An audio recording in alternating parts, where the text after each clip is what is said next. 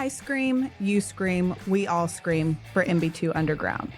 Here in this episode, we're going to give you the scoop and maybe have a little topping of humor while we do it. I'm Sarah Reed.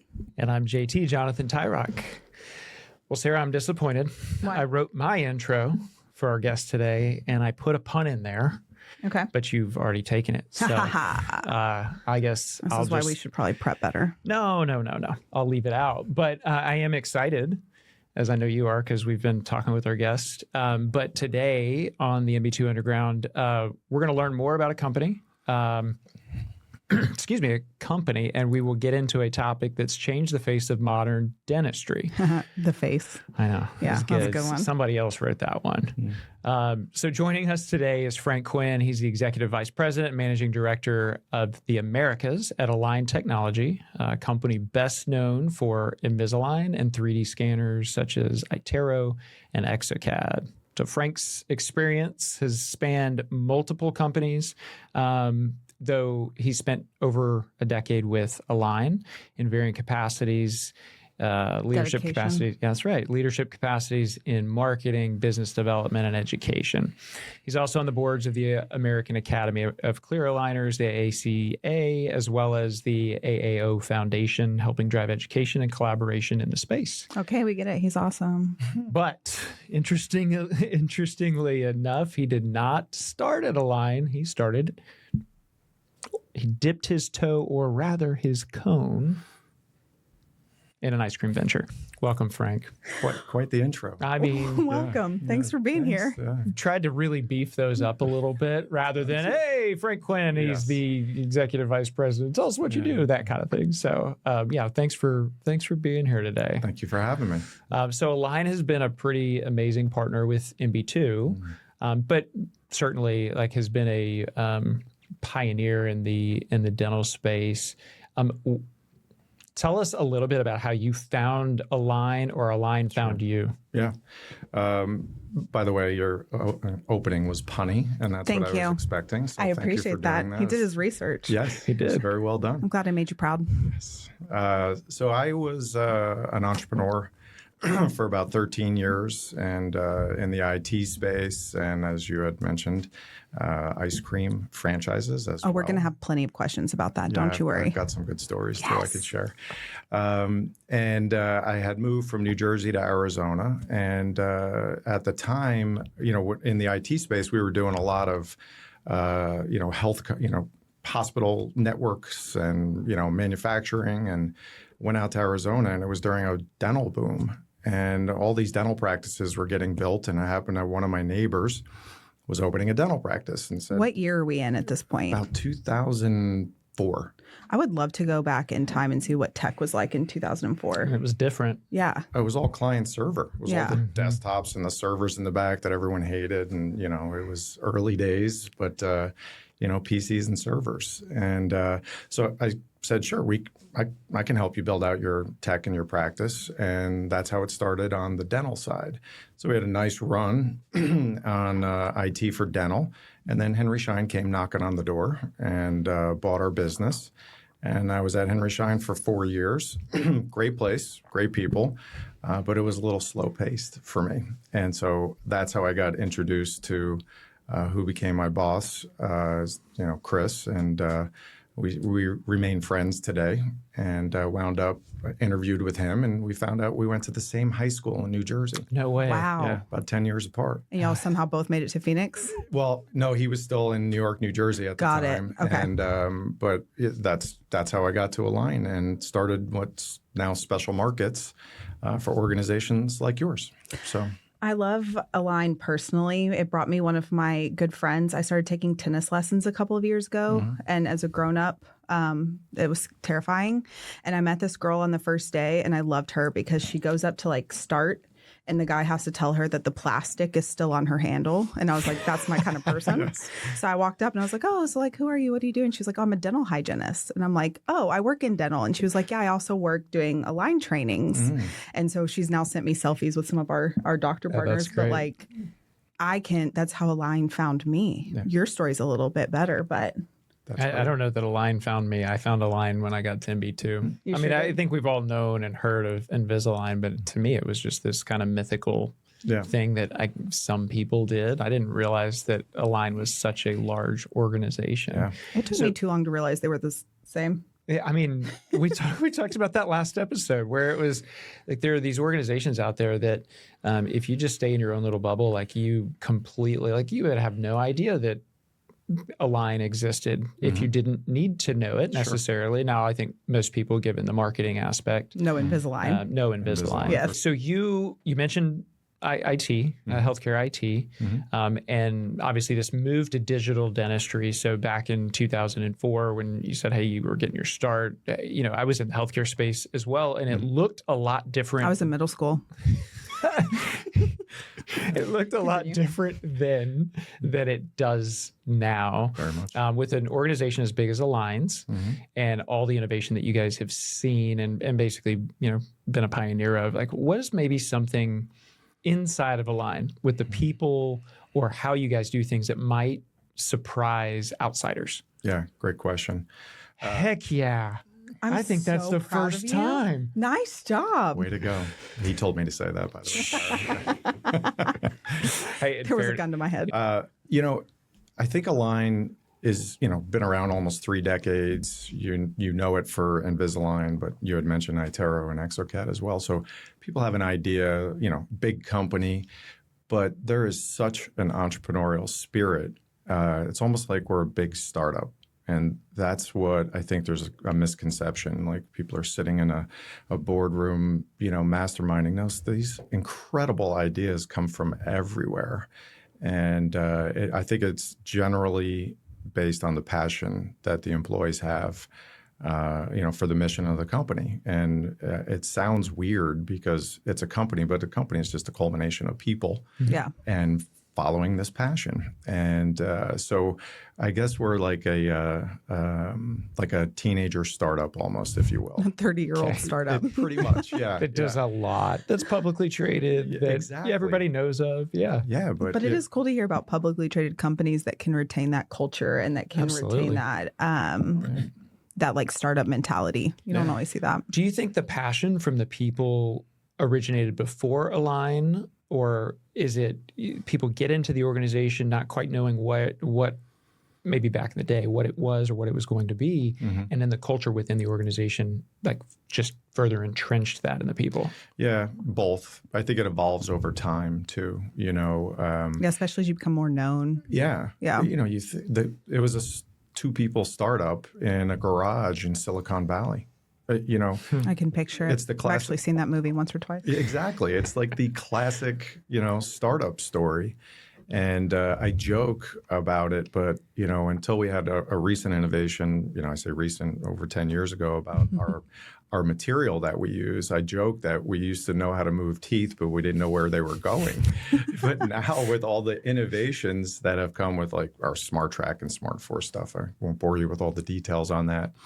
It started to really generate this high level of passion. Like this is absolutely legitimate, and doctors and patients alike deserve to be able to use these tools to, address the needs of their patients. And so you get this massive, amount of passion and excitement around changing dentistry and orthodontics, and like believing in what you're doing. Yeah, you said that was about 10 years ago. This new whatever. Technology, innovation. Yeah, but you've also been with Align for about that long. Can you tell us a little bit about the evolution of your career within Align? Yeah. So as I said, I got there to start special markets. And what does that mean for our listeners that just texted me and asked? It actually originated. Jeff texted? Yeah. Sarah's dad just texted. That's great. Yep. I think we should have him call in with some questions We today. should. I know. Yeah. It actually was originated by Henry Schein. They're calling it special markets because, dental service organizations or orthodontic service organizations were totally different back then. Yeah. There's a guy, Hal Muller from Henry Schein, who started it. He was a pioneer in this. And so just honestly borrowed what I learned when I was at Schein and said, let's name it special markets. and you're really servicing, all the way from small groups to large enterprises like MB2. Okay. It's a very different business model, right? So that, obviously at the practice level, it's the same thing. Doctor, staff, technology implementation, workflows, all of that. But at a company level, I had a tour of your facility today. You have a very different enterprise that needs a different level of support. So that's what was behind Special Markets. Okay. And I had learned that in my own career as an entrepreneur, doing very complex type IT implementations, and then really got to understand it intimately at Henry Schein. Okay, so that's where you started. Mm-hmm. And then, we have iTero. And, the original iTero was kind of like an R2-D2. Yeah. This thing was massive, Awesome. with the foot pedal, and, you had to push the foot pedal every time you wanted to take a scan. I actually just saw one of these, collecting dust up in a practice in Flagstaff, and I think I'm going to... First generation iTero, I love it. It was actually not even first, but it was that old. You should definitely go and grab that, store it away, and be like, one day. Yeah. One day. I'm going to put it in our innovation center in Raleigh. There And you just go. show the progression of how things have gone in tech. So we launched a new scanner called an Element, totally new footprint, much smaller wand, continuous scanning. And so I took that over as well with Special Markets, which was, I'd say, fun, but running two different business units, that's always a challenge. But it was amazing launching a new technology, and then had business innovation, business development, clinical education, events. It was fantastic. I learned so much. And then had the opportunity to take over marketing for the Americas, which included consumer, brand, professional, product, which it's a funny story. I remember when I was asked to take over marketing, it was our CEO, Joe. He's like, "Hey, Frank, I want you to take over marketing." And I just kind of turned and, "Are you talking to me?" Like, who's the other Frank in the room? It can't be me. Yeah, exactly. I was like, just because I have a marketing degree does not mean no. And it was a blessing because really got to learn more about the entire region of the Americas. I was very U.S. focused, so Canada, Latin America, and really broadened my horizons. Yeah, that's cool. And then had the U.S. GM job, which is basically running, sales for the U.S. And then I left. I took a little hiatus in the wilderness for 2.5 years, and now I'm back in the wilderness? Is that a metaphor? Yeah, just Okay. Yeah, no, I was just like, wait, sabbatical. What brought you to the wilderness? Sabbatical. How was it? No, it was Frank, fun. you? I had a great time. Yeah, a little startup, and had the entrepreneurial itch, scratched it, and now I'm back, in this role, running the Americas. So. Oh, that's amazing. So let's talk about the entrepreneurial itch for a second. Sarah obviously alluded to it, and we'll come back to Align, but ice cream. You dealt in ice cream. Why? Yeah. What was that about? Why? Yeah. Why? This is a great question. Why though? I love ice cream. No. We were visiting my ex-in-laws in Arizona and came across a Cold Stone Creamery. And I love Cold Stone. God, that's the best. It's very good. It's not the best. Maggie Moo's was the best, but it didn't. I think So was Jenny's Maggie is now Moo's the best. franchises. I love Sad. Maggie Moo's as well. Yeah. I love the loyalty though. Yeah. You're like, no, it's Maggie Moose. Yeah, it's Maggie Moo's. And so we saw this concept and went, man, this would do great in New Jersey. Still living in Jersey at the time. My wife at the time really was interested in it. She's an entrepreneur too. And we said, let's give it a go. And they didn't want to come to the East Coast. They said it would never work in the Northeast. Way. And so we had to go hunt and find a similar type franchise. And that's how we found Maggie Moo's and, off and running. So Cold Stone wouldn't go to the East That's right. Coast, but Maggie Moo's did. That's right. Interesting. Yeah. And we had a great experience, but it's very different Yeah. running. And we made all the ice cream every day on premise. And so it was a massive learning experience. How big did you get that?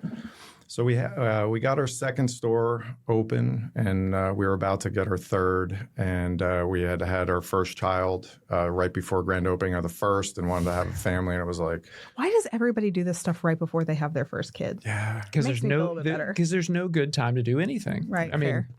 you could always put something off. So it's like, hey, we're going to do it. And if we have kids, we're going to have kids and we'll figure it out. life. Yeah, you just got to run through it, you know. And so, it was great learning. And then those 2 stores were 2 of the top 10 stores in the country. Amazing. Which is a great market. And then lo and behold, Cold Stone followed, and Marble Slab and all the other ones started opening all over New Jersey. So, what's your favorite ice cream? It was the Maggie Moo's dark chocolate with a scoop of peanut butter in there. That's how I elevated my pound game to 250 pounds at the time. Elevated my pound game. I like how you just rebranded weight gain. Ginormous. Okay, so for the listeners on Spotify and Apple and the viewers obviously on YouTube can see you. Like, Frank is not a big guy. He's probably you're probably 6 foot tall. Yep. So 250. I mean, that.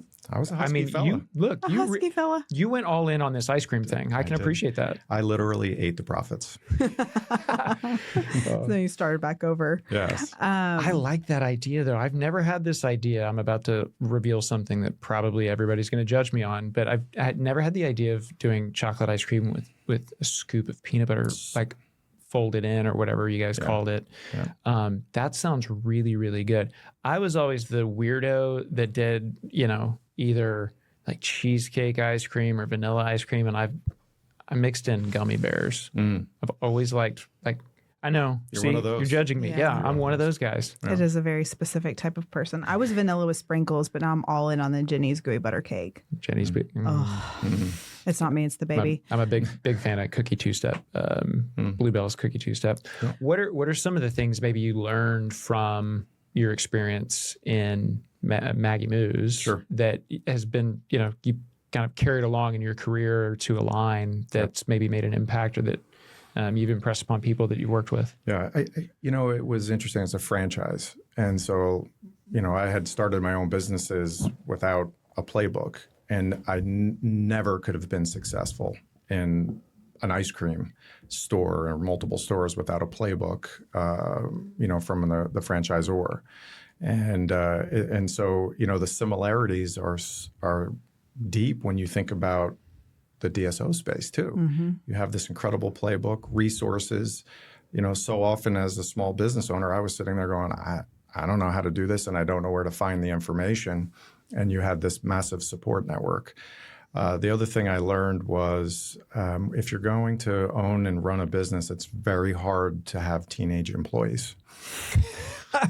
Yeah, I can imagine that. Yeah, that was a big lesson learned. That makes sense. Yeah.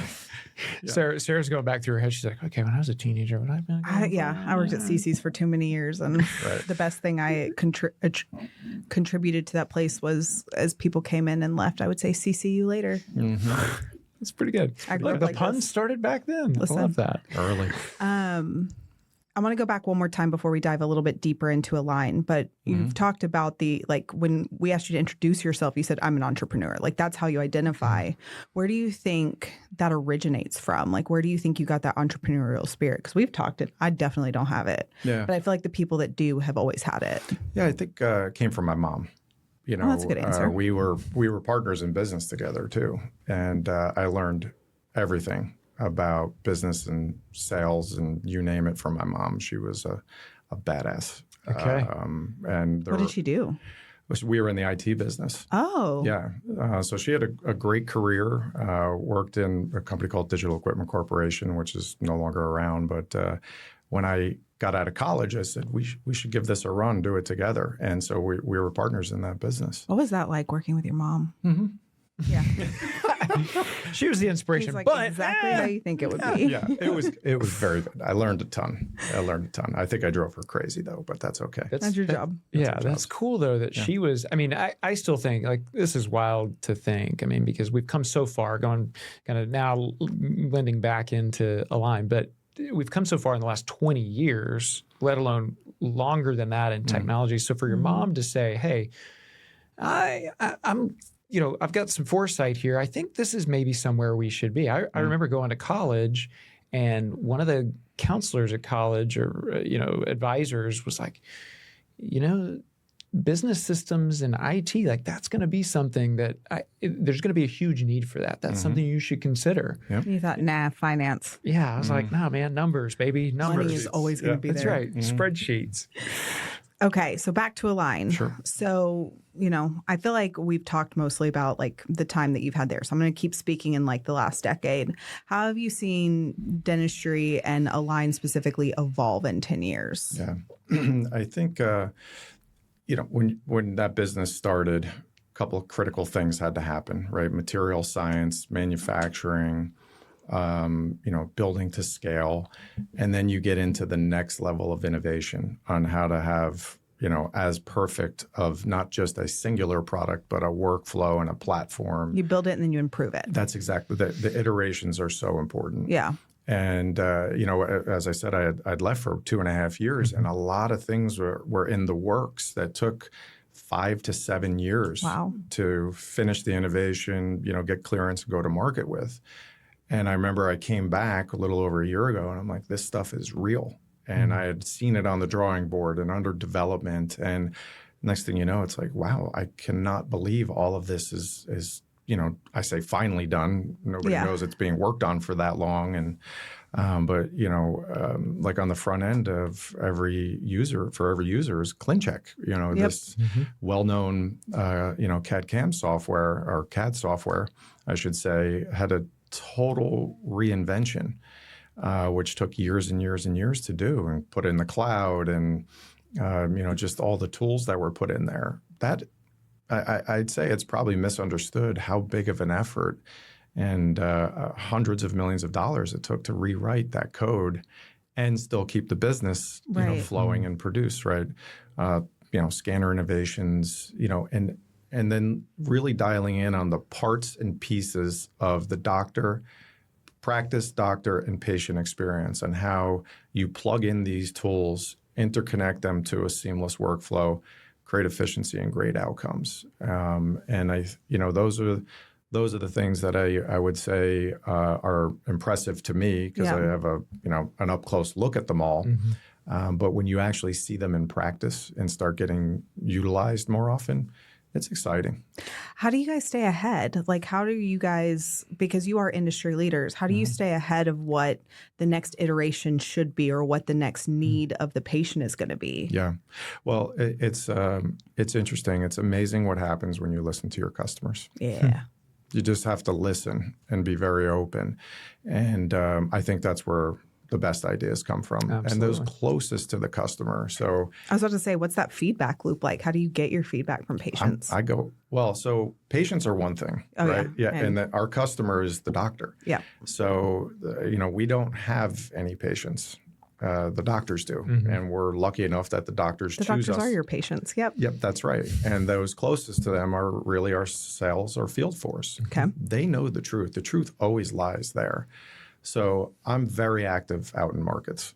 I want to meet customers, whether they love us, like us, hate us. I want to hear it, because the ideas all come from there. That's what I think tends to miss in sales leadership. Just like standard operating procedure is like leading from above and not actually like getting out there and being a part of like what's actually happening. Like, my husband's in sales, and I remember at his last job, it was just like somebody telling him what to do. And he's like, nobody's going with me to see what's happening. Yeah. I'm hearing how I should overcome this, but like, you're not sitting in front of your client having that conversation. Yeah. So I always think it's really cool when we have sales leadership that are in the field actually like engaging with customers. That's right. Yeah, there's no real way to connect that if you're just sitting in a boardroom, like you said, like, hey, I'm sitting up here and sales over here aren't that good, so it must be that guy or that region or something's not, well. Yeah, you're just not selling. Yeah, get out there and let's see, is there an issue that could be solved? And we've got the, obviously Align's got the resources. Yeah. I'm interested, you mentioned, before you left, there were a lot of things in development that take years. Were there any projects, you don't have to detail them, but were there projects or have there been projects that you guys have gotten years into development and said, "Ooh, I just don't think this is what we thought it was," and either scrapped it or completely pivoted away from it? Like, have you guys had those experiences as well? I can't think of like totally pivoted away. Yeah. But it's not as prioritized, right? Okay. So if you're going to go through the development, there was an obvious reason, but the market may have shifted. Yeah. The need may have shifted. So it's not like it's just killed off, it still could be only for 10% of your customers, which is fine. It may not be for the broad market. So I've seen a couple of those situations. I know we're all probably aware of like the economy and the financial situation of our country at this point.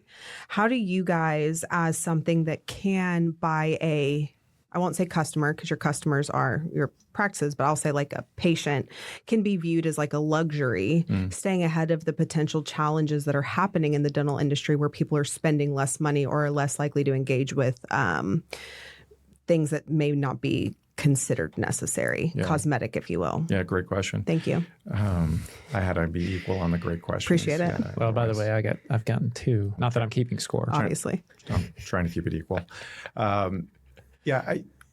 I think the misconception is that it's about a big, beautiful smile. Yep. It's about health, oral health. If you have malocclusion, right, 75% of the world has some form of malocclusion.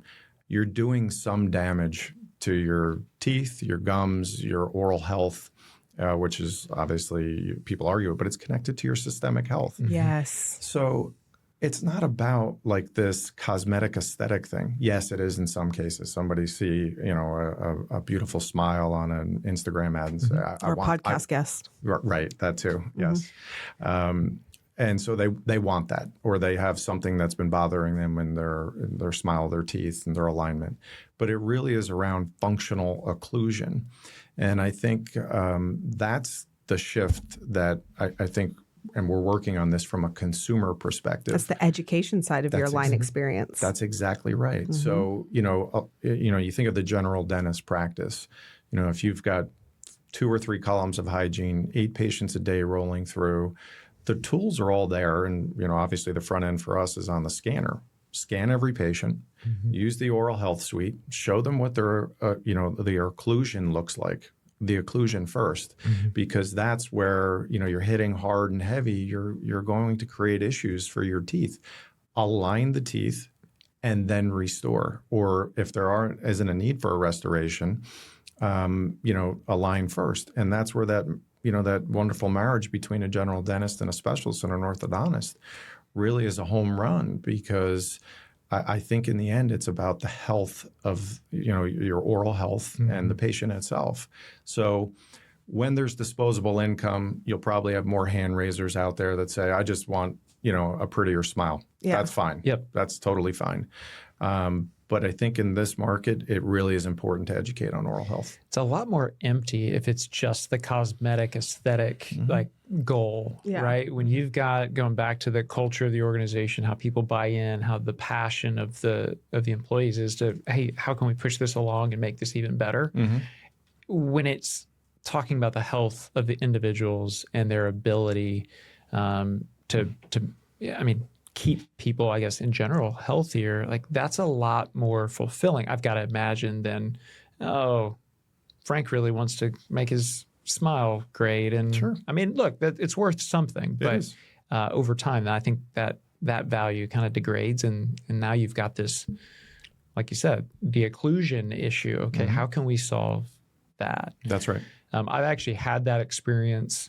I've got 3 boys. One's just 7, so he's not in the picture yet from an orthodontic perspective. But my 2 older boys, we went to an orthodontist. One of them needed braces, but he scanned both of them. He said, well, let me show you use an iTero. Let me show you what the bite looks like. Let's talk about what this plan looks like. When is it? Is it today? Is it tomorrow? Is it a year from now? He scanned all 2 of my boys, the older 2, and we put a plan in place for, hey, my 12-year-old, he was going to start some orthodontic treatment because he needed it right then, and his mouth was developed and his bite was such that he needed to move some teeth. So going forward, when he did the full orthodontic treatment, phase 2, everything aligned. And, I thought that was really, no pun intended there, I thought that was really interesting. Now the orthodontist is a friend of mine, but he sat there and he explained everything to me. He's like, well, here's what you're really looking for. And, from the layperson, I work at MB2, but I don't know a single thing or very, very little about dentistry.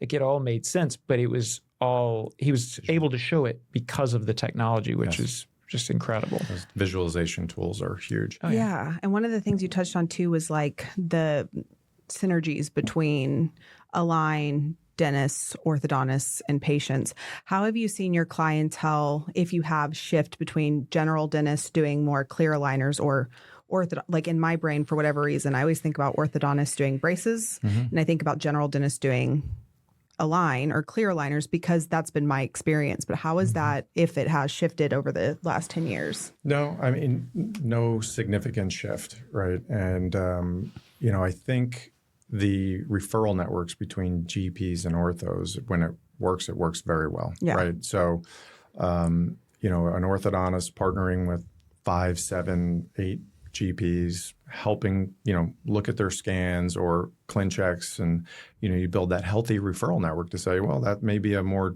challenging case. And, it could be a, class 3 or a class 2 Div 2, something like that. Yeah, it gets referred to, the Div 2s, yes. Yes. Sarah just fell asleep, in case everyone was wondering. They saw it on YouTube. But, I'd say the key in the dental chair is that this concept, and I mentioned this to you guys before, you were like, wait, what?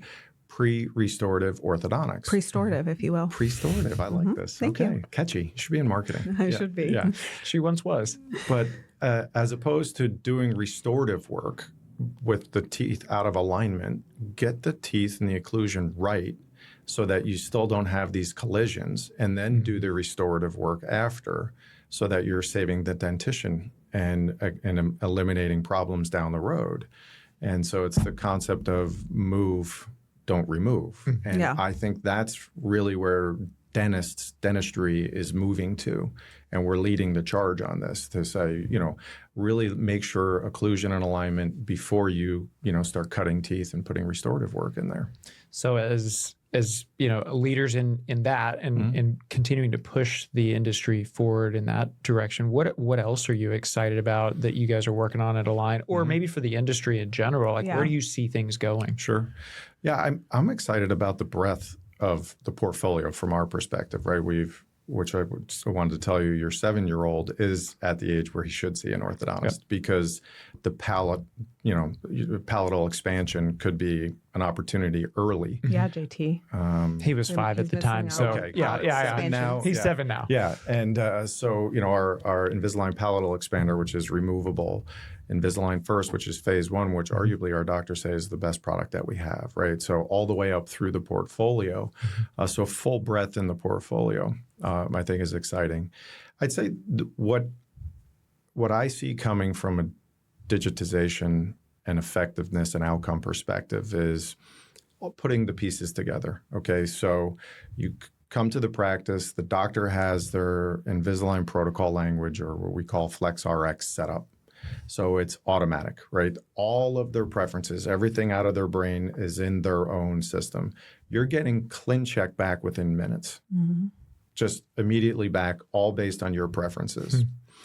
You can, while the patient is still there, as opposed to scanning, doing visualization, which is really important, you actually can show them their exact setup in case and say, I'm going to move this, I'm going to tweak this, live update, Epic. Click accept. It's in manufacturing.